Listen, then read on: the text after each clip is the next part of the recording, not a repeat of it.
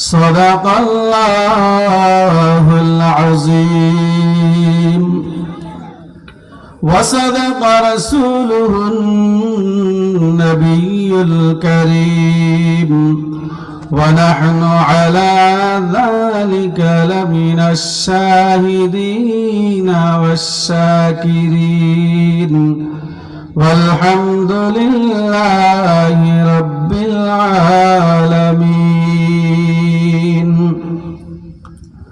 يا صاحب الجمال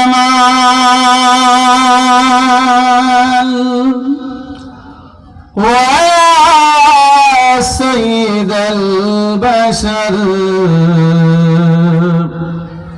من وجهك المنير لقد نور القمر بلغ العلا بكماله كشف الدجى بجماله حسنت جميع خصاله صلوا عليه وآله تو محبت ذکر کری সবাই لا إله إلا الله لا إله إلا الله لا إله إلا الله এই কালিমার জন্য নবী রক্ত দিলেন তায়েফে জান চলে যাই মান চলে যাই তবু জবানা ইল্লাল্লাহ লা ইলাহা ইল্লাল্লাহ জুরে লা ইলাহা ইল্লাল্লাহ লা ইলাহা ইল্লাল্লাহ এই কালিমার জন্য বেলাল নির্যাতিত মক্কাতে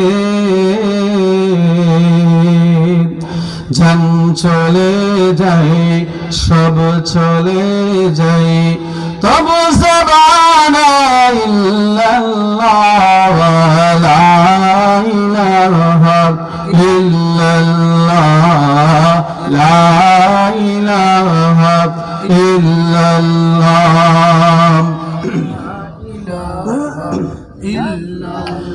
হাতে করো হাতের কাম পায়ে করো পায়ের কাম হায়রে হাতে করো হাতের কাম পায়ে করো পায়ের কাম জবানে শুধু জপন করো আল্লাহ তাআলার জাতি নাম লা ইলাহা ইল্লাল্লাহ লা ইলাহা ইল্লাল্লাহ লা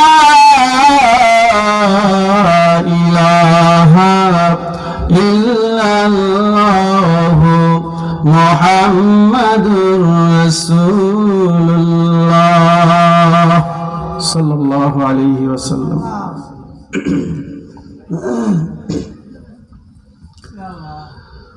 মুহাম্মাদিয়া কমপ্লেক্স ও নুরানিয়া হাফিজিয়া মাদ্রাসার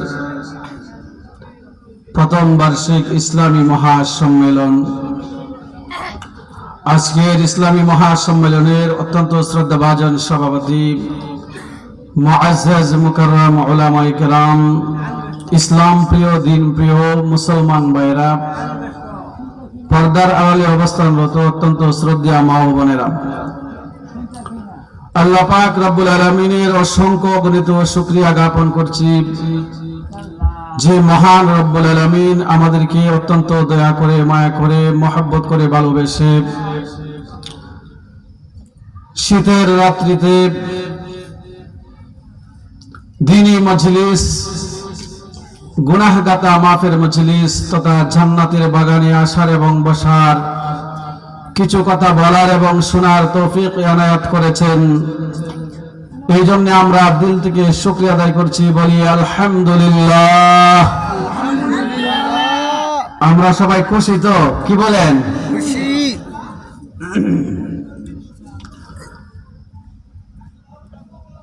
সম্মানিত হাজিরিন, আমি যে আয়াতে কারিমা তেলাওয়াত করেছি, আল্লাহর রাসূল সাল্লাল্লাহু আলাইহি ওয়াসাল্লামের অসংখ্য হাদিস থেকে একখানা হাদিস পেশ করেছি।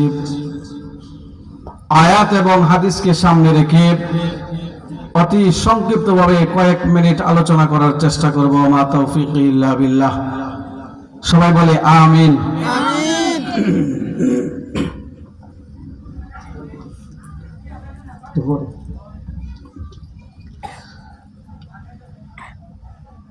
আমার তেলাওয়াতকৃত আয়াতে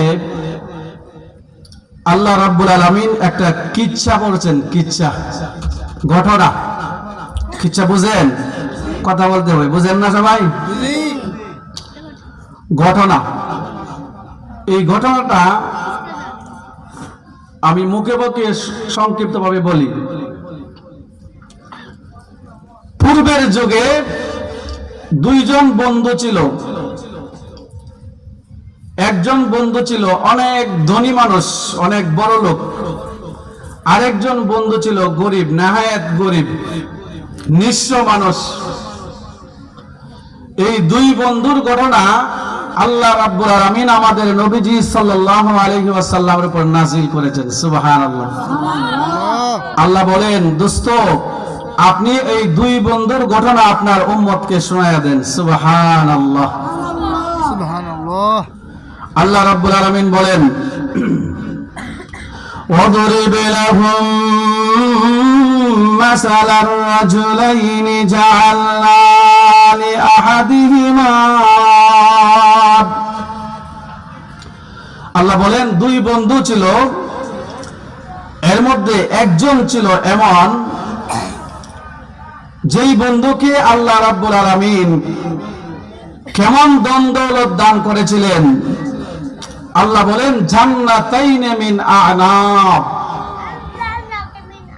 দুইটা আঙ্গুরের বাগান দান করেছিলেন। সুবহানাল্লাহ। কেমন আশ্চর্য বাগান! ওয়াহাফাফনাহুমা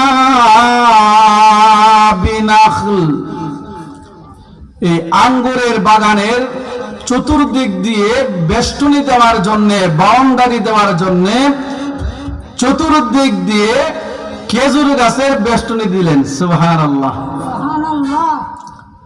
ওয়াজআলনা বাইনাহুমা যারআ,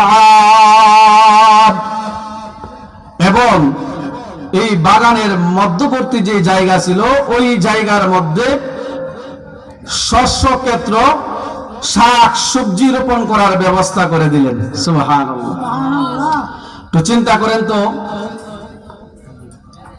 পরিপূর্ণ একটা আঙ্গুরের বিশাল বড় বাগান, চতুর্দিক দিয়ে খেজুর গাছের বাউন্ডারি এবং মাঝখানে শাক সবজি, কত সুন্দর হতে পারে একটু চিন্তা করছেন? আল্লাহু আকবার। ওই বাগানটার মধ্যে আল্লাহ কি পরিমাণ নিয়ামত দিয়েছিলেন। এরপরে আয়াতে আল্লাহ বলেন, কিলতাল জান্নাতাইনি আতাত উকুলাহা ওয়া লাম তাজলিম মিনহু শাইআ। আল্লাহ রাব্বুল আলামিন বলেন, ও দুনিয়ার মানুষ, আমি আল্লাহ রাব্বুল আলামিন আমার এক বান্দাকে এরকম পরিপূর্ণভাবে একটা বাগানের, দুইটা বাগানের মালিক বানিয়েছিলাম। ওই আঙ্গুর বাগানের মধ্যে এতগুলো আঙ্গুর গাছ ছিল এবং চতুর্পাশ দিয়ে খেজুর গাছের বাউন্ডারি ছিল। ওই আঙ্গুর গাছের মধ্যে আমি এরকম ভাবে আঙ্গুর দান করেছিলাম, খেজুর গাছগুলোর মধ্যে আমি এরকম ভাবে খেজুর দান করেছিলাম। ওয়ালাম তাজলিম منه شيئا আল্লাহু আকবার। আল্লাহ রাব্বুল আলামিন বলেন প্রত্যেকটা গাছের মধ্যে আমি আল্লাহ রাব্বুল আলামিন পরিপূর্ণভাবে আঙ্গুর দান করেছিলাম। প্রত্যেকটা গাছের মধ্যে আমি আল্লাহ রাব্বুল আলামিন পরিপূর্ণভাবে খেজুর দান করেছিলাম। মনে করেন যদি 1000 গাছ হয়ে থাকে, একটা গাছের মধ্যে যে পরিমাণ আঙ্গুর হয়েছে, বাকি 999টা গাছের মধ্যে 100টা পরিমাণ কম আঙ্গুর হয় নাই। সুবহানাল্লাহ। এমন ভাবে আমি আঙ্গুর আর খেজুর দান করেছিলাম পরিপূর্ণভাবে, এর মধ্যে কোনো কমতি নাই। আল্লাহু আকবার। আরো কি সুন্দর করেছিলেন, وفجرنا خلالهما نهرا। আল্লাহ বলেন আমি ওই বাগানটাকে সজীব রাখার জন্য, তরতাজা রাখার জন্য, সুন্দর রাখার জন্য ওই বাগানের মাঝখান দিয়ে আঁকা বাঁকা করে আমি পানির ব্যবস্থা করে দিয়েছি। একটা বাগান যদি মানুষে করে, ওই বাগানে পানি দেওয়া লাগে কিনা, কি বলেন? লাগে না? লাগে।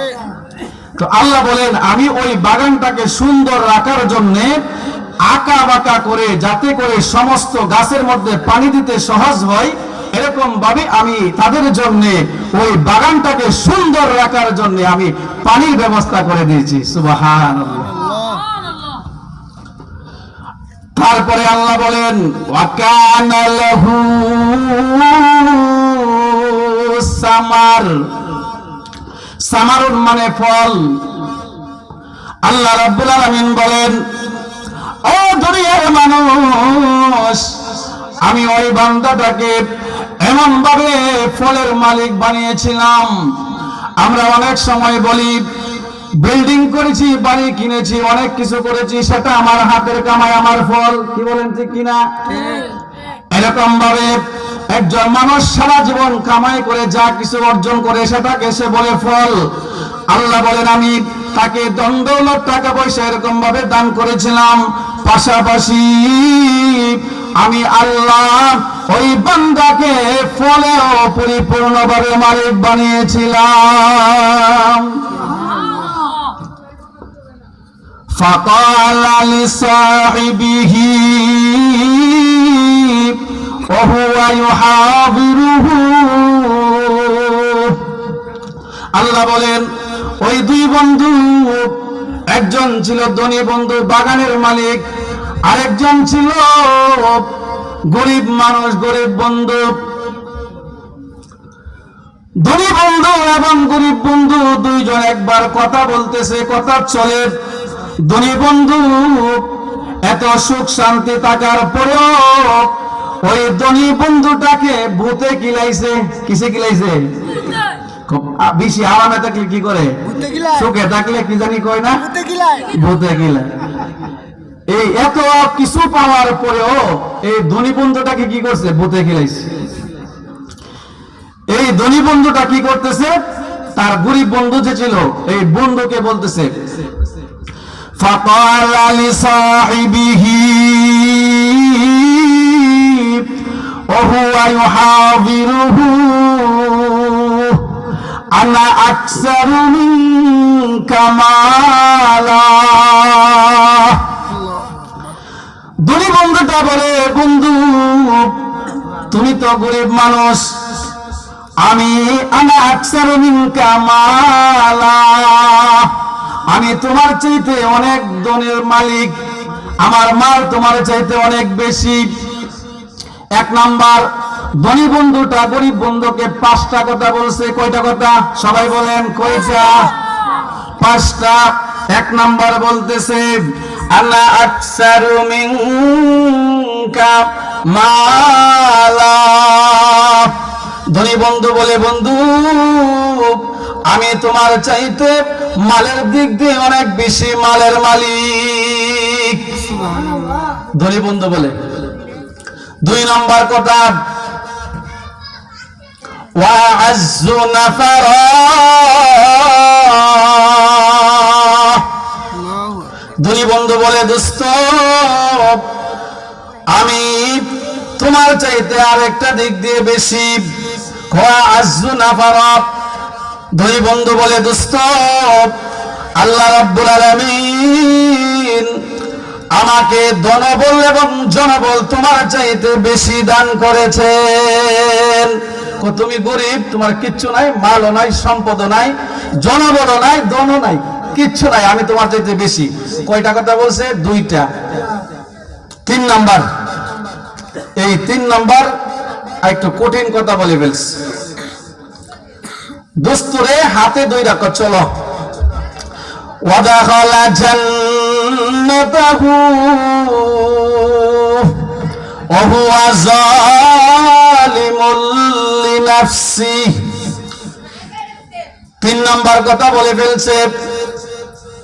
ও বন্ধু, এই যে দেখো আমার বাগানটা কি সুন্দর বাগান, দেখো আমার বাগানটা কি সুন্দর। ওহুয়া যালিমুল লিনাফসি, সে নিজের উপর জুলুম করে ফেলেছে।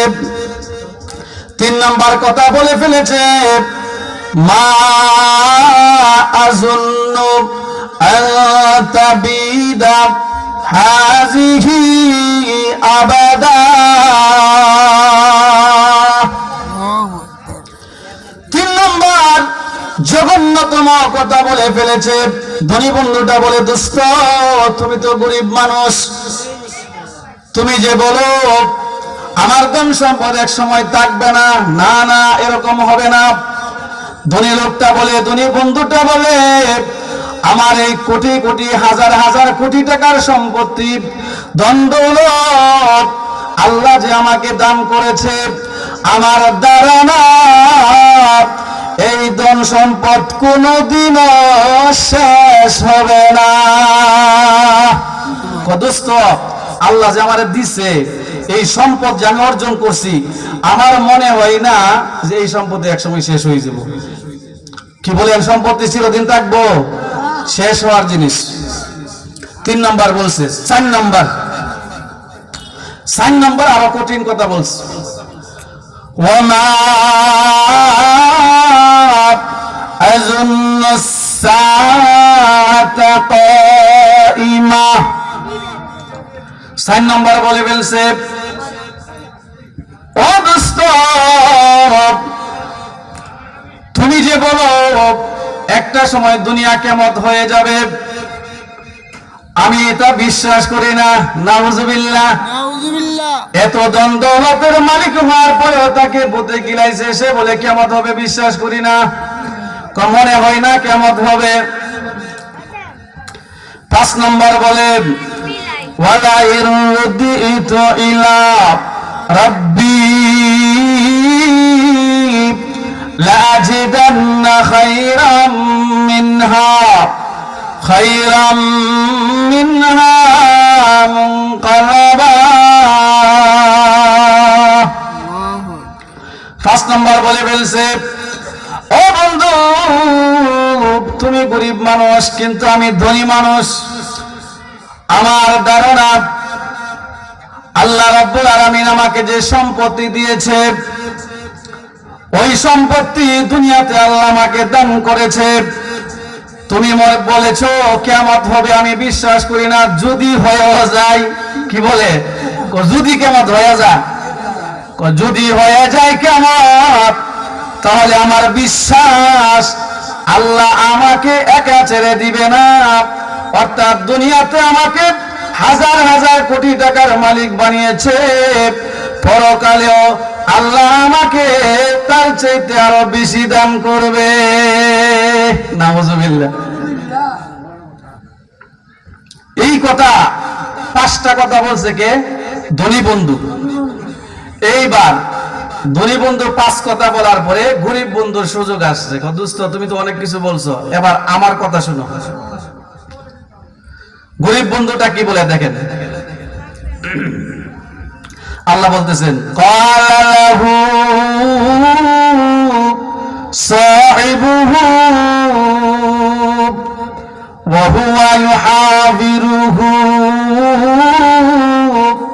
أكفرت بالذي خلقك দুই বন্ধু, ধনী বন্ধু এবং গরিব বন্ধু দুইজন কথা চলে বলতেছে। এবার গরিব বন্ধুর পালা। গরিব বন্ধু বলে, দোস্ত তুমি তো অনেক কথা বলে ফেলেছো, এবার আমার কথা শোনো। আল্লাহ রাব্বুল আলামিন তোমাকে তো কোটি কোটি টাকার সম্পত্তি দান করেছিলেন, অনেক আরাম আয়েশে আল্লাহ তোমাকে রেখেছিলেন, কিন্তু এত শান্তিতে থাকার পরেও আল্লাহ রাব্বুল আলামিনের সাথে তুমি কুফরি করে ফেলেছো। আকাফারতা, তুমি তো কুফরি করে ফেলেছো। বিল্লাযী খালাকাক, ওই সত্তার সাথে যিনি তোমাকে সৃষ্টি করেছেন। কিসের দ্বারা সৃষ্টি করেছে? মিন তুরাব। আল্লাহ বলেন আমি তোমাকে মাটি দ্বারা সৃষ্টি করেছি। সুম্মা মিন নুতফা, নাপাক পানি দিয়ে সৃষ্টি করেছি। সুম্মা সাওয়াকা রাজুলা। এবার গরিব বন্ধু বলে, দোস্ত আল্লাহ তোমাকে মাটি দ্বারা সৃষ্টি করেছে, নাপাক পানি দ্বারা সৃষ্টি করেছে, তারপরে আল্লাহ রাব্বুল আলামিন তোমাকে সবল করে একটা সুন্দর অবয়ব দান করেছেন।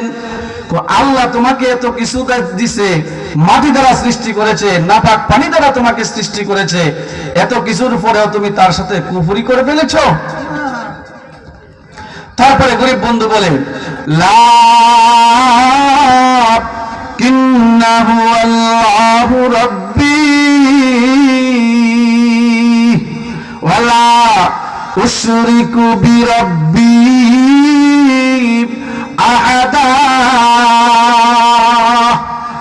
গরিব বন্ধুটা কি বলে? গরিব বন্ধুটা যে কথাটা বলেছে, ওই কথাটা পৃথিবীতে যত মানুষ আছে, কিয়ামত পর্যন্ত যত মানুষ আসবে, সমস্ত মুসলমানের জন্য একটা শিক্ষণীয় বিষয়। গরিব বন্ধুটা বলে, ও দোস্ত আল্লাহ তোমাকে অনেক সম্পত্তি দান করেছিল, আল্লাহ রাব্বুল আলামিন আমাকে গরিব রেখেছেন, আমার কোনো আফসোস নাই, আমি অসহায় মানুষ, আমি নিঃস্ব মানুষ, তাতে কোনো সমস্যা নাই। লাকিন্নাহু আল্লাহু রাব্বি, আল্লাহ তো আমাকে সৃষ্টি করেছে, আল্লাহই হলো আমার মালিক, আল্লাহই হলো আমার রব। আল্লাহ যদি আমাকে কিছু না দিয়ে থাকে, তারপরেও ওয়ালা উশরিকু বিরাব্বি আহাদা। ও বন্ধু, আল্লাহ আমাকে অসহায় রেখেছেন, গরিব রেখেছেন, নিঃস্ব রেখেছেন, কোনো সমস্যা নাই, তারপরেও আমি মৃত্যুর আগ পর্যন্ত এক মুহূর্তের জন্য আমি আল্লাহর সাথে কাউকেও কোনদিন শরীক করব না। সুবহানাল্লাহ। আল্লাহ আমাকে গরিব রাখছে ঠিক আছে, কিন্তু আল্লাহ আমার মালিক, আল্লাহ আমার রব, আল্লাহ আমার সবকিছু, তারপরেও আমি আল্লাহর সাথে কাউকে মুহূর্তের জন্যও শরীক করব না। তারপরে গরিব বন্ধু আরো বলেন,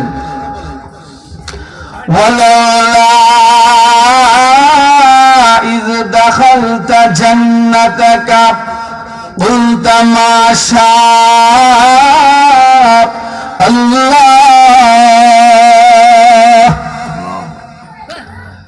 গরিব বন্ধু বলে, দোস্ত আল্লাহ তোমাকে অনেক সম্পত্তি দান করেছিলেন, অনেক বাগানের মালিক তোমাকে বানিয়েছিলেন, সুন্দর বাগানের মালিক বানিয়েছিল, কিন্তু তোমার উচিত ছিল ওয়ালাউলা ইয দাখালতা জান্নাতাকা, জান্নাতাক মানে তোমার বাগান, যখন তুমি তোমার বাগানে প্রবেশ করতেছিলে, তোমার উচিত ছিল আল্লাহ রাব্বুল আলামিন যা ইচ্ছা তাই করেছেন, অর্থাৎ এই বাগানের সৌন্দর্য, এই বাগানের ফল, এই বাগানের ফুল, যা কিছু আছে, শস্য ক্ষেত্র, শাকসবজি যা কিছু আছে, মহান আল্লাহ রব্বুল আলামিন অনুগ্রহ করে আমাকে দান করেছে।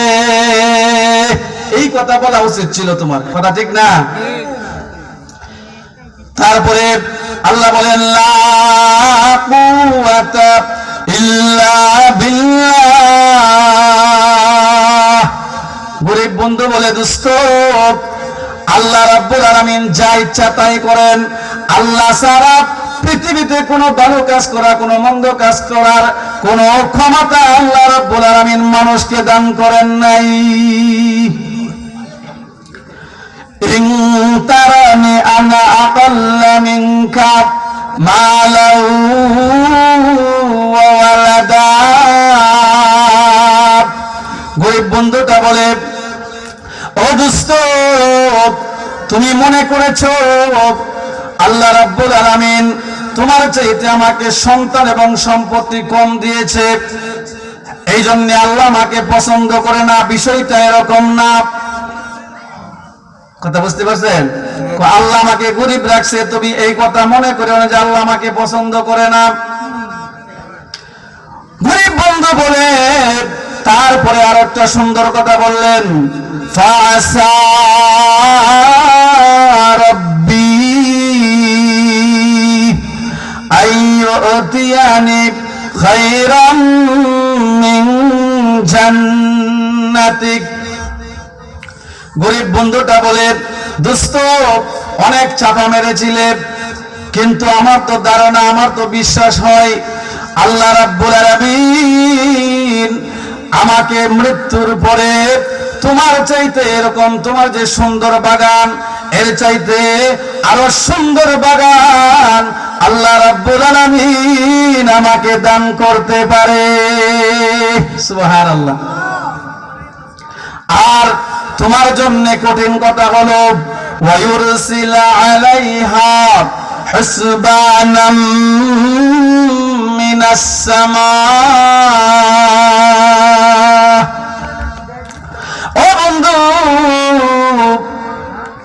মনে হয়তো আমার তো এরকম মনে হয় তোমার যে বাগান,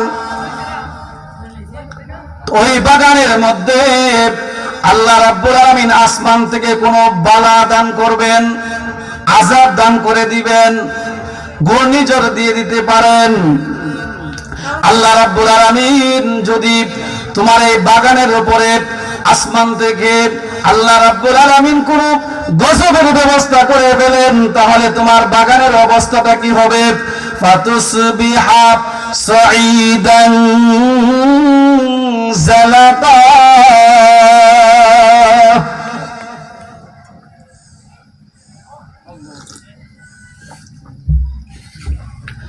তোমার বাগানটা যদি আল্লাহ গজব দিয়ে দেন তাহলে অবস্থাটা কি হবে? ফাতুসবিহা সাঈদান জালাকা।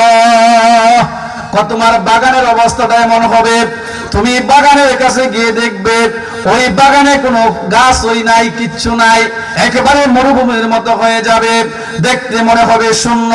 অথবা এমন হবে যে গাছগুলা উলঙ্গ হয়ে দাঁড়িয়েছে, বিন্দু মাত্র কোনো ফলের অব্যবস্থা সেখানে নাই। সুবহানাল্লাহ।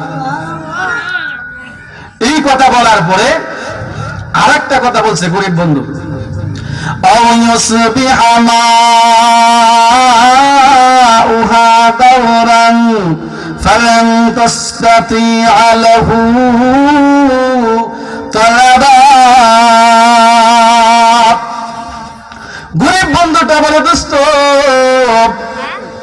এমন তো হতে পারে তোমার এই বাগানের চতুর্দিক দিয়ে আল্লাহ রাব্বুল আলামিন নহরের ব্যবস্থা করেছেন, পানি দেওয়ার জন্য, বাগানটা সজীব রাখার জন্য, সুন্দর রাখার জন্য, ফল বেশি হওয়ার জন্য আল্লাহ রাব্বুল আলামিন পানির ব্যবস্থা করেছিলেন আঁকা বাঁকা করে। কিন্তু আল্লাহ যদি এরকম করে আউসবিহা মাউহা গাওরা, আল্লাহ রাব্বুল আলামিন যদি পানির লেয়ারটা নিচে নিয়ে নেন, পানি যদি আল্লাহ বন্ধ করে দেন, ফালান তাস্তাতিআ লাহু তলাবা, ওই পানি পাওয়ার জন্য তুমি কোনো সাহায্যকারী পাবে না। মোটর নয়, মোটরের বাপদাদা 14 গোষ্ঠী বসানোর পরেও পানির ব্যবস্থা তুমি পাইবা না, কারণ আল্লাহ যদি এখানে গজব নাজিল করে দেন তাহলে পানির কোনো ব্যবস্থা তোমার জন্য হবে না। আল্লাহু আকবার। এই কথা বন্ধু বলার পরে ঘটনা কি ঘটেছে দেখেন। তারপরে আয়াতে আল্লাহ বলেন وَأُحِيطَ بِثَمَرِهِ فَأَصْبَحَ يُقَلِّبُ كَفَّيْهِ عَلَى مَا أَنفَقَ فِيهَا وَهِيَ خَاوِيَةٌ عَلَى عُرُوشِهَا وَيَقُولُ يَا لَيْتَنِي لَمْ أُشْرِكْ بِرَبِّي أَحَدًا। আল্লাহ ঘটনা ঘটাইলেন ওয়াহিত বিসামারিহি। একদিন সকালবেলা ওই ধনী বন্ধুটা মনে বড় আনন্দ নিয়ে সে তার বাগানে চলে গেছে। বাগানে যাওয়ার পরে বাগান তো আর খুঁজে পাই না। ওয়াহিত বিসামারিহি, আল্লাহ রাব্বুল আলামিন ওই বাগানের মধ্যে আল্লাহ গজব দিয়ে দিলেন। আল্লাহু আকবার, আল্লাহু আকবার। ওয়াহিত বিসামারি, বাগানটা আল্লাহ রাব্বুল আলামিন ধ্বংস করে দিলেন। ফাআসবাহা, সকালবেলা মনে বড় আনন্দ নিয়ে বাগানে যখন প্রবেশ করলেন, গিয়ে দেখে বাগান মাত্র কিছুই নাই। যেখানে বাগান ছিল ওইখানে বাগান বলতে কিচ্ছু নাই, কোনো নিদর্শন নাই। সুবহানাল্লাহ। তারপরে আফসোস করে বলে হাই হাই কি করলাম। ইকাল্লিবু কাফাইহি আলা মা আনফাকা ফিহা। ধনী বন্ধু বাগানের এই অবস্থা দেখে আফসোস করে বলে আমার 2 হাতের কামাই, সারা জীবনের অর্জন, যা কিছু ছিল সব কিছু তো আমি ওই বাগানের মধ্যে খরচ করেছি। এই বাগানের মধ্যে আমি সব কিছু ঢেলেছি। আমার চিন্তা ছিল বছর শেষে যখন ফল হবে ওই ফল দিয়ে আমি অনেক কিছু করব, কিন্তু আল্লাহ রাব্বুল আলামিন গজব দিয়ে বাগানটা যখন ধ্বংস করে দিয়েছেন তখন সে আফসোস করে কি বলেন, ওয়ায়াকুলু ইয়া লাইতানি লাম উশরিক বিরাব্বি আহাদা। এই বাগান ধ্বংস হওয়ার পরে তার কবর হয়েছে। ওই যে সুখে থাকার পরে কি জানি করছিল, ভূতে গিলাইছিল। হ্যাঁ, ভূতে গিলানোর পরে এখন তার কবর হয়েছে। কেন? আমার বাগান যা ছিল সব ধ্বংস হয়ে গেছে। হাই হাই কি করলাম। ইয়াকুলু ইয়া লাইতানি, হাই আফসোস। ইয়াকুলু ইয়া লাইতানি লাম উশরিক, যদি আমি শরীক না করতাম বিরব্বি আহাদা, হাই হাই আমার রবের সাথে যদি কাউকে শরীক না করতাম তাহলে কতই না উত্তম হতো। আল্লাহ তারপরে বলেন ওয়ালাম তাকুল্লাহু ফিয়াতুন আনসুরুনাহু মিন দুনিল্লাহি ওয়া মা কানা মুনতাসিরা। আল্লাহ বলেন এখন আফসোস করে কোনো লাভ নাই। আমি আল্লাহ রাব্বুল আলামিন ধ্বংস করে দিয়েছি। তোমাকে অনেক সুযোগ দিয়েছিলাম, তোমাকে আমি অনেক ধন দৌলতের মালিক বানিয়েছিলাম। তুমি আমি আল্লাহর শুকরিয়া আদায় না করে আমি আল্লাহর সাথে অকৃতজ্ঞতা করেছো, আমি আল্লাহর সাথে শরীক করেছো। এই জন্য আমি আল্লাহ রাব্বুল আলামিন নারাজ হয়ে গেছি, তোমার বাগানটা আমি ধ্বংস করে দিয়েছি। এখন তুমি দেখো তোমার ওই বাগানটা ফিরে আনার জন্য কোন শক্তিশালী দলবল, কোন লাঠিওয়ালা, কোন শক্তিশালী দল পাইবা না। পাশাপাশি তোমাকে সাহায্য করার মতো কোন মানুষকে তুমি পাইবা না, এবং আল্লাহ রাব্বুল আলামিনের সাহায্য থেকেও তুমি বঞ্চিত হয়ে গেলে। তারপরে আল্লাহ বলেন হুনালিকাল ওয়ালায়াতু লিল্লাহিল হক হুয়া খায়রুন সাওয়াবাহু ওয়া খায়রুন উকবা। আল্লাহ বলেন হুনালিকাল ওয়ালায়াতু লিল্লাহিল হক, আল্লাহ রাব্বুল আলামিন মানুষকে যা কিছু দান করেন, আল্লাহ রাব্বুল আলামিন মানুষকে পছন্দ করে অথবা এমনিতেই আল্লাহ যা কিছু দান করেন এগুলো একমাত্র মালিককে আল্লাহ। আল্লাহ ইচ্ছা করে দেন, ইচ্ছা হলে আবার ছিনিয়ে নিয়ে নেন।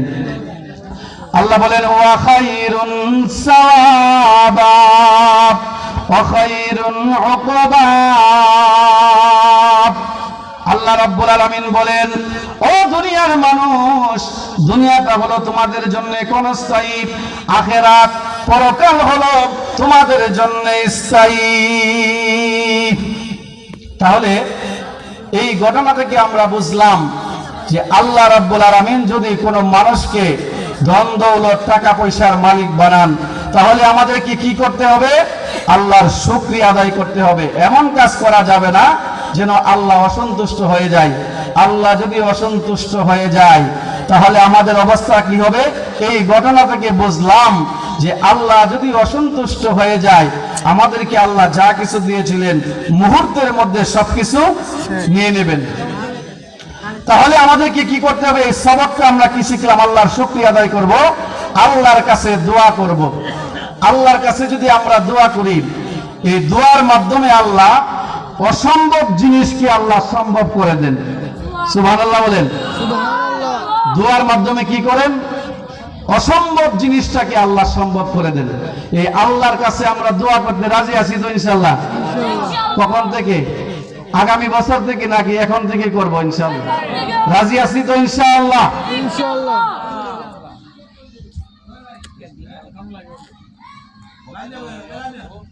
সমস্যা আমার কষ্ট হইতেছে, হালকা একটু আরে আমি কথা কই না, হুজুরে বস বয়ান করতে তো আপনি কথা হইব বুঝেন না কেন? হুজুরে কেন আসতে হইব? আচ্ছা না সবাই কথা না বলি ইনশাআল্লাহ। আর তাহলে কথা কইতে হবে, বেশি কথা কইলেন। আচ্ছা, তাহলে আমরা কি করব? আল্লাহর কাছে দোয়া করব। এই দোয়ার মাধ্যমে আল্লাহ কি জানি বলেছে, অসম্ভবকে কি করেন? সম্ভব করে দেন। খলিফাতুল মুসলিমিন হযরত ওমর রাদিয়াল্লাহু তাআলা আনহুর জামানার একটি ঘটনা।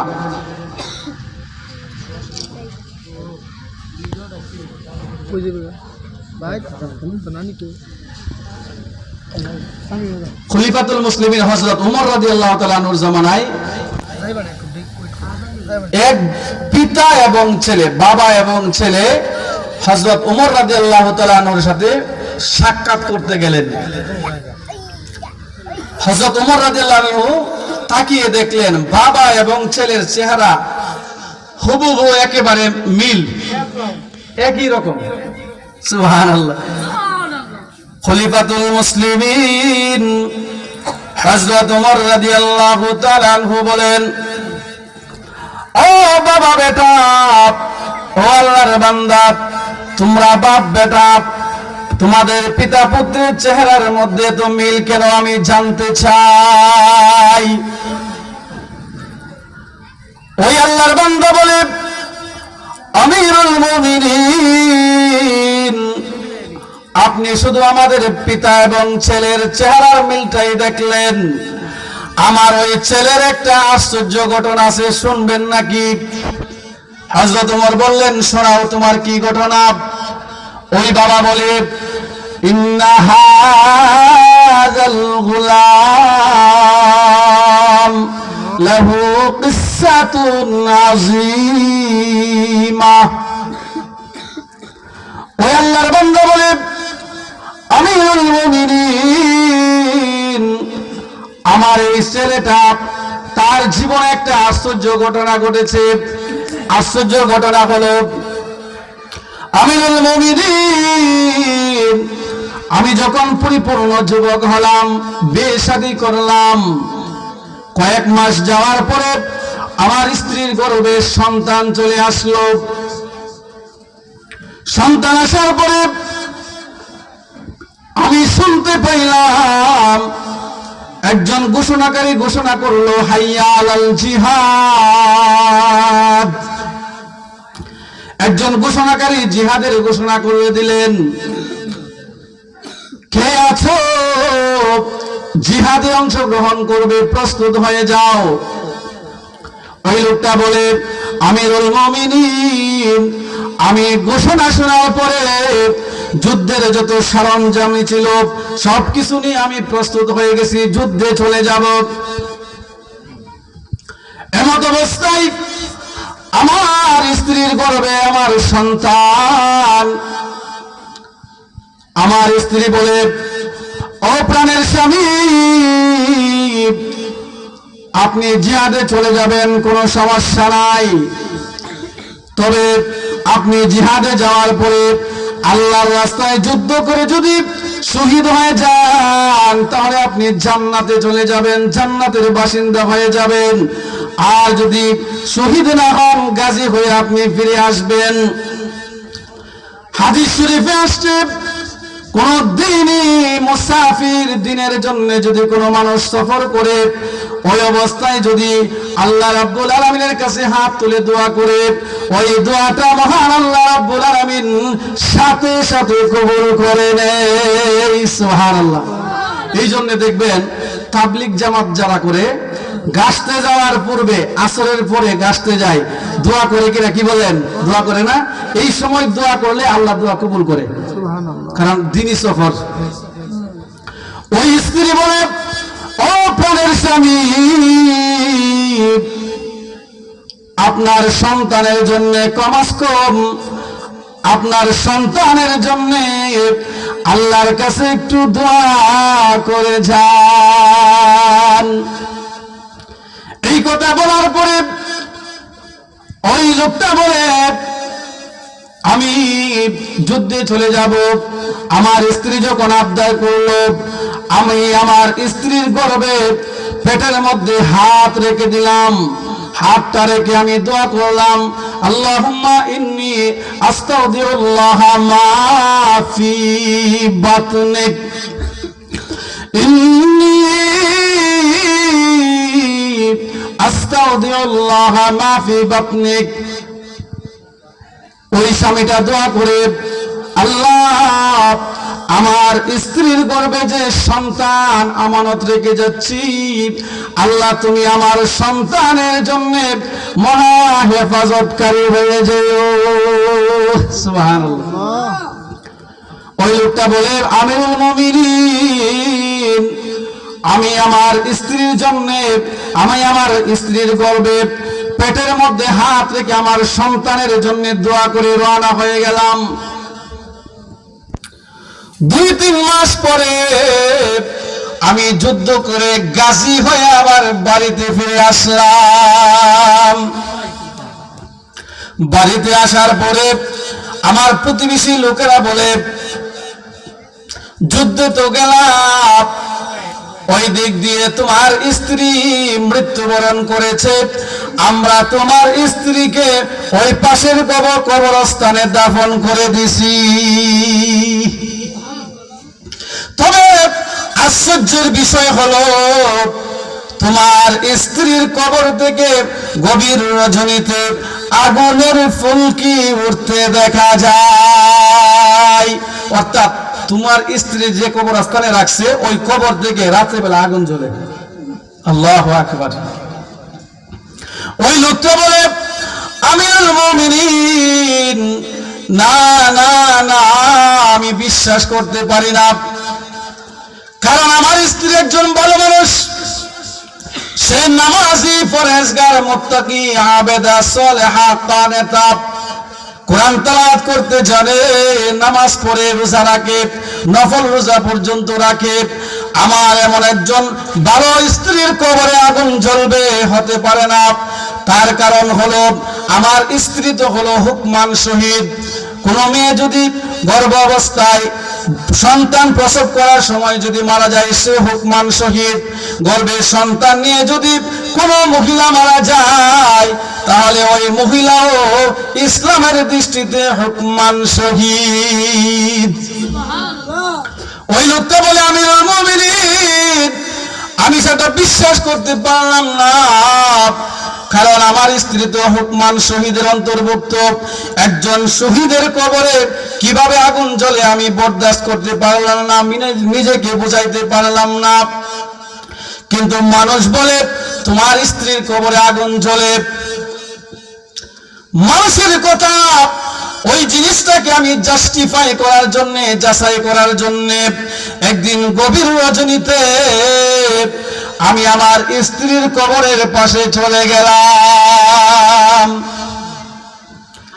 কবরের পাশে গিয়ে দাঁড়ালাম, দাঁড়িয়ে দেখতে পেলাম কিছুক্ষণ পরে আমার স্ত্রীর কবরটা মাঝখান দিয়ে ফেটে গেল। অমনেতেই দেখি আমার স্ত্রীর কবরের মাঝখান থেকে আগুনের ফুলকি উঠতে দেখা যায়। আল্লাহু আকবার। ওই লোকটা বলে আমিরুল মুমিনিন, আশ্চর্য হয়ে গেলাম, একজন হুকমান শহীদিনীর কবরে কিভাবে আগুন জ্বলে। আমি আশ্চর্য হয়ে কবরে আরেকটু পাশে চলে গেলাম, গিয়ে দেখতে পাইলাম ওই কবরের মধ্যে সেটা কোনো শাস্তির আগুন নয়, বরঞ্চ ওই আগুনটা হলো একটা বাতির আগুন। আমিরুল মুমিনিন, আমি আশ্চর্য হইলাম।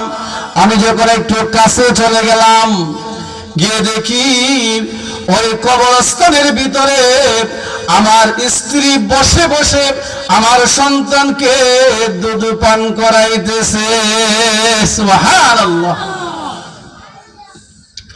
এই অবস্থা দেখার পরে আমার স্ত্রী আমার দিকে তাকিয়ে বলে, প্রাণের স্বামী,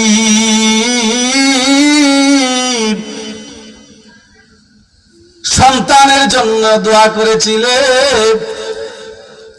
আল্লাহ রাব্বুল আলামিন তোমার সন্তানের হেফাজত করেছে। আমার মালিক আল্লাহ আমাকে বলেছে তোমার সন্তান তোমাকে ফেরত দেওয়ার জন্য। নাও নাও তোমার সন্তান তুমি ফেরত নাও। ও প্রাণের স্বামী, তুমি যদি তোমার সন্তানের দোয়ার সাথে সাথে আমার জন্য দোয়া করতে, তাহলে জিহাদ থেকে আসার পরে যেরকম ভাবে সন্তান পেয়েছো, এরকম ভাবে তোমার স্ত্রী তোমার বিবিকেও আল্লাহ দিত। সন্তানের জন্য দোয়া করছো, সন্তান আল্লাহ দিছে, আমার জন্য দোয়া করো নাই, এই জন্য আল্লাহ আমাকে নিছে। সুবহানাল্লাহ। ওই লোকটা বলে, আমিরুল মুমিনিন, আমার এই সন্তানটার জন্ম হয়েছে কবরের ভিতরে, নার্স ছিল জান্নাতি ফেরেশতা, আর দুধ পান করাইছে জান্নাতি একজন মা। সুবহানাল্লাহ। এই জন্য বাবা এবং সন্তান, বাবা এবং ছেলের চেহারার মধ্যে এত মিল। সুবহানাল্লাহ। তাহলে এই দোয়ার মাধ্যমে অনেক অসম্ভব জিনিসকে কি করেন আল্লাহ সম্ভব করে দেন। এরকম এটা অসম্ভব জিনিস না, কি বলেন, আল্লাহর কাছে দোয়া করছে, আল্লাহ কবুল করছে, কবরস্থান থেকেও তার সন্তানকে আল্লাহ ফেরত দিচ্ছে। তাহলে আমরা আল্লাহর কাছে দোয়া করব, তো আল্লাহর কাছে আমরা দোয়া করব, পাশাপাশি আমরা দুনিয়া থেকে থাকাকালীন আল্লাহর ইবাদত করার জন্য সর্বাত্মক চেষ্টা আমাকে করতে হবে। সর্বাত্মক চেষ্টা করতে হবে, আল্লাহর হক যেন আমার দ্বারা নষ্ট না হয়। হকুল্লাহ, হকুল ইবাদ, আল্লাহর হক তো আদায় করব, পাশাপাশি বান্দার হক যেন নষ্ট না হয়, বান্দার সাথে যেন আমার খারাপ ব্যবহার না হয়, ওই দিকটাও আমাকে লক্ষ্য রাখতে হবে। রাজি আছি তো ইনশাআল্লাহ? আল্লাহর হক আদায় করব, পাশাপাশি বান্দার হক আদায় করব। আল্লাহর নবী রাহমাতুল লিল আলামিন কয়েকজন সাহাবায়ে কেরামকে নিয়ে বসা। আল্লাহর নবী রাহমাতুল লিল আলামিন সাহাবায়ে কেরামকে লক্ষ্য করে বলেন, ও সাহাবীরা, তোমরা বলো তো দেখি হাসরের কঠিন ময়দানে কোন মানুষটা সবচেয়ে অসহায় হবে, সবচেয়ে নিঃস্ব হবে? সাহাবায়ে কেরাম বললেন, আল্লাহু আ'লাম ওয়া রাসূলুহু, আল্লাহ এবং আল্লাহর রাসূল ভালো জানেন। আল্লাহর নবী রাহমাতুল লিল আলামিন বলেন, ও আমার সাহাবীরা, হাসরের কঠিন ময়দানে নিঃস্ব হবে, অসহায় হবে এমন কিছু মানুষ যাদের নামাজের কোনো অভাব ছিল না, যাকাতের কোনো অভাব ছিল না, হজের কোনো অভাব ছিল না, ইবাদত বন্দেগীর কোনো অভাব ছিল না। এত কিছু থাকার পরেও কিছু মানুষ আছে হাসরের কঠিন ময়দানে সবকিছু নিয়েও আল্লাহর দরবারে নিঃস্ব হয়ে উঠবে। এমন কিছু মানুষ থাকবে পাহাড় পরিমাণ নেকি নিয়ে জান্নাতে যাওয়ার জন্য রেডি হয়ে থাকবে, আল্লাহর সামনে দাঁড়াবে। আল্লাহ রাব্বুল আলামিন অর্ডার দিবেন আর সাথে সাথে আল্লাহর তৈরি জান্নাতে চলে যাবে। কারণ নেকি তো আছে, টেনশনের কোনো কি নাই, কারণ নাই। নেকি আছে, আল্লাহ অর্ডার দিবে, জান্নাতে চলে যাবে। আল্লাহর অর্ডারের জন্য অপেক্ষমান থাকবে।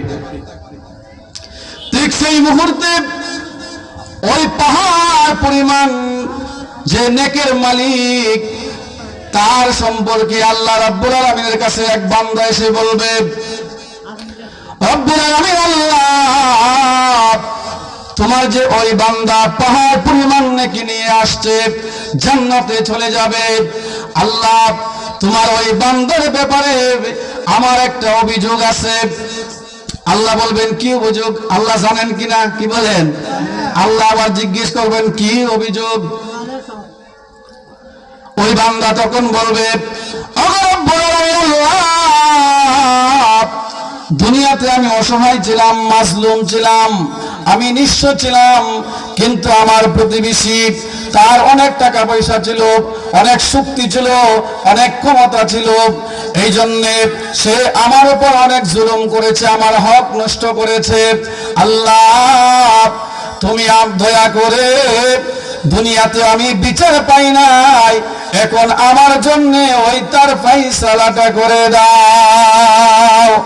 হাসরের ময়দান হবে ইনসাফের আদালত, চুল পরিমাণ এদিক সেদিক হবে না। আল্লাহ বলেন, وَنَضَعُ الْمَوَازِينَ الْقِسْطَ لِيَوْمِ الْقِيَامَةِ فَلَا تُظْلَمُ نَفْسٌ شَيْئًا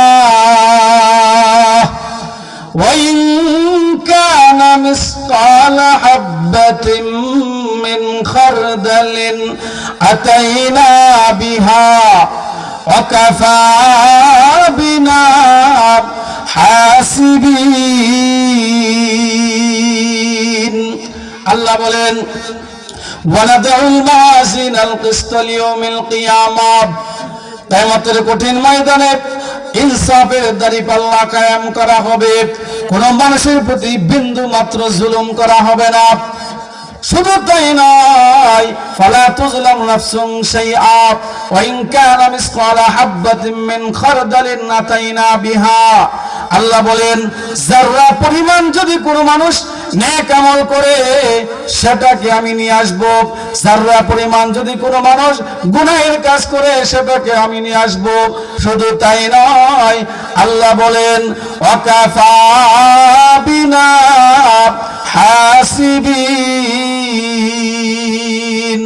আমি আল্লাহ রাব্বুল আলামিন পৃথিবীর সমস্ত মানুষের হিসাব নেওয়ার জন্য আমি আল্লাহ একাই যথেষ্ট। আল্লাহ পারবেন কিনা, কি বলেন? আমরা বিশ্বাস হয়নি আল্লাহ পারবে? আল্লাহ বলেন, আল্লাহ তখন ওই বান্দাকে বলবে, ও আমার বান্দা, তোমার বিরুদ্ধে যে অভিযোগ দিয়েছে সত্য কিনা? অবিশ্বাস করার কোনো সুযোগ নাই। মিথ্যা বলতে পারবে না। কারণ সূরা ইয়াসিনের মধ্যে আল্লাহ বলেন, আল ইয়াউমা নাখতিমু আলা আফওয়াহিহিম ওয়া তুকাল্লিমুনা আইদিহিম ওয়া তাশহাদু আরজুলুহুম বিমা কানু ইয়াকসিবুন।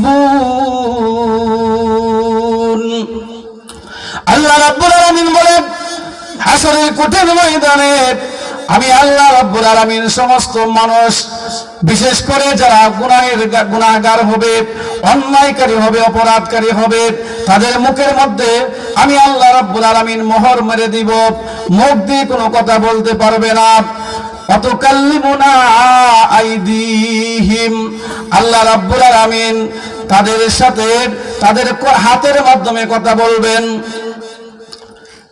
ওই মানুষের হাত কথা বলবে, অতাশহাদু আরজুলুহুম, এবং পা সাক্ষী দিবে তাদের বিরুদ্ধে, বিমা কানু ইয়াকসিবুন, জীবনে যা কিছু করেছে সব কিছু হিসাব তার অঙ্গ প্রত্যঙ্গের মাধ্যমে দিয়ে দিবে।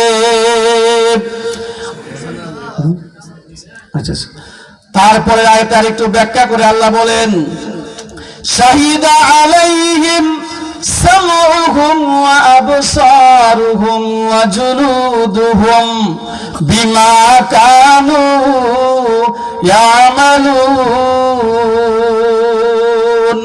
আল্লাহ বলেন, শাহিদা আলাইহিম সামউহুম, সাক্ষী দিবে তাদের কান, শাহিদা আলাইহিম সামউহুম ওয়া আবসারুহুম, সাক্ষী দিবে তাদের চোখ, অজুলুদুহুম, সাক্ষী দিবে তাদের চামড়া, বিমা কানু ইয়ামালুন, যা কিছু করেছে সবকিছু সাক্ষী অঙ্গ প্রত্যঙ্গ দিয়ে দিবে। চামড়া মানুষের বিরুদ্ধে সাক্ষী হয়ে দাঁড়াবে। মানুষ আশ্চর্য হয়ে যে কথাটা বলবে, ওই কথাটা আল্লাহ রাব্বুল আলামিন কোরআনে কারীমের আরেক আয়াতে বলেন, ওয়াকালু লিজুলুদিহিম লিমা শাহিদতুম আলাইনা ক্বালু আনতাকানা আল্লাহুল্লাযী আনতাকা কুল্লা শাই। মানুষ আশ্চর্য হয়ে চামড়াকে লক্ষ্য করে বলবে, ওই চামড়া, তুমি আমার বিরুদ্ধে আজ আল্লাহর সামনে সাক্ষী দিয়ে দিলে। চামড়া তখন বলবে, দুনিয়াতে আল্লাহ রাব্বুল আলামিন তোমার জবানের মাধ্যমে যেরকম ভাবে কথা বলার অনুমতি দিয়েছিলেন, ঠিক তেমনি ভাবে আজকে হাসরের কঠিন ময়দানে আমি চামড়াকেও আল্লাহ কথা বলার জন্য অনুমতি দিয়েছেন। আল্লাহ রাব্বুল আলামিন চামড়ার মাধ্যমে সাক্ষী উপস্থাপন করবেন। ওই লোকটা, যে লোকটা জুলুম করেছিল, তাকে আল্লাহ বলবেন, তুমি যে অন্যায় করেছো, জুলুম করেছো, তার পাওনাটা তুমি আদায় করে দাও। ওই লোকটা বলবে, আল্লাহ সেটা তো দুনিয়া না, যদি দুনিয়া হতো তাহলে আমি তার কাছ থেকে 1 শতক জমি নিয়েছিলাম, প্রয়োজনে আমি 100 শতক দিয়ে দিতাম। তখন ওই বান্দা বলবে, আল্লাহ এখন আমি সম্পদ দিয়ে কি করব? তার কাছে নেকি আছে, যদি নেকি না থাকে, যদি গুনাহ থাকে, তাহলে আমার গুনাহ সে নিয়ে যাবে। ওই লোকটা বলে, তার কাছে অনেক নেকি আছে, আল্লাহ আমার পাওনা অনুযায়ী নেকের ব্যবস্থা আমার জন্য করে দেন। আল্লাহ বলবেন, যাও, তুমি যে তার হক নষ্ট করেছিলে ওই পরিমাণ নেকি তাকে দিয়ে দাও। একটা কথা মনে রাখবেন, যারা জুলুম করে শুধু একজনের উপর করে না, একজনের উপরে জুলুম করার পরে তার শক্তি বেড়ে যায়, আশেপাশে যারা আছে তাদের উপরেও জুলুম করে। কথা ঠিক কিনা? তুই জুলুম করতে করতে অনেক মানুষের উপর করবে, অনেক মানুষ আসবে, আসার পরে সবাইকে যখন তার হক বুঝাইয়া দিবে, এক পর্যায়ে দেখা যাবে তার সমস্ত নেকি শেষ হয়ে গেছে, তার এখন আর কোনো নেকি নাই। আরো মানুষ লাইন ধরে দাঁড়িয়ে থাকবে, তারা বলবে, আল্লাহ আমাদের হক তো আরো রয়েছে। ওই বান্দা বলবে, আমার তো আর কোনো নেকি নাই। বলে, নেকি না থাক, আমাদের তো গুনাহ আছে, গুনাহ নিয়ে যাও। তো গুনাহ নিয়ে যাবে, এক পর্যায়ে দেখা যাবে যে মানুষটা জান্নাতে যাওয়ার জন্য রেডি ছিল, ওই মানুষটাই এই বান্দার হক নষ্ট করার কারণে সে আজকে জাহান্নামী হয়ে যাবে। আল্লাহ রাসূল বলেন ওই মানুষটাই হচ্ছে হাসরের কঠিন ময়দানের সবচাইতে বেশি নিঃস্ব। যা কিছু বললাম আল্লাহ পাক আমাদের সকলকে বোঝার এবং আমল করার তৌফিক দান করুক।